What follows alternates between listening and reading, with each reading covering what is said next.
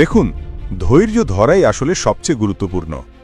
আর এত বছর আমরা ধৈর্য ধরেই আছি, তাই আজও আমরা মিস্টার অ্যাশের সঙ্গে যুক্ত আছি।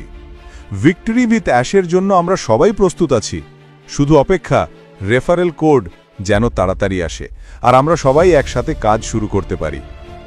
এখন অনেকের মনে প্রশ্ন আসতে পারে, আমাদের কি করা উচিত? বলা হয়েছে ৬০ জনকে রেফারেল কোড দেওয়া হবে, কিন্তু হতে পারে সেই সংখ্যা কিছুটা বাড়বে বা কমবে। কেউ হয়তো ভাববেন, এই মানুষটা কেন পেল, ওর তো পাওয়া উচিতই না।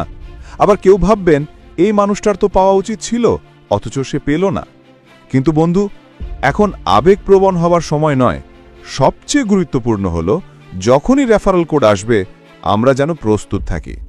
তারপর ধীরে ধীরে প্রক্রিয়াটা বুঝে নিই, কেওয়াইসি, লগ ইন, পরের ধাপ সব। আজ ২৭ অক্টোবর আর বলা হয়েছে এই মাসেই লঞ্চ হবে।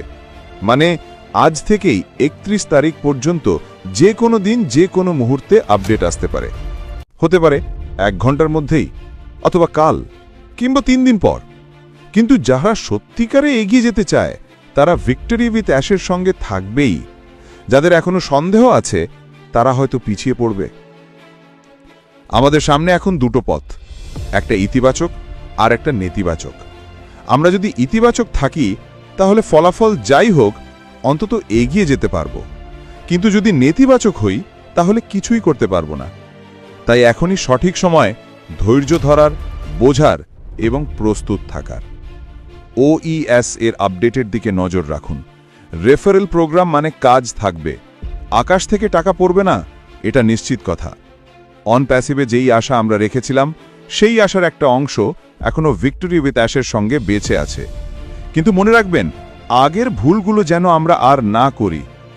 গত ৫-৬ বছর ধরে আমরা বলছি এবারই হবে, কিন্তু বাস্তবে এখনো পুরোপুরি হয়নি। তাই এবার অতিরিক্ত হাইপ নয়, বাস্তবের উপর ভরসা রাখুন। অনেক লিডার বলবেন এবার নিশ্চিত, কিন্তু সত্যিটা বোঝা যাবে তখনই যখন বাস্তবে লঞ্চ হবে। তাই শান্ত থাকুন, চোখ রাখুন OES প্ল্যাটফর্মে।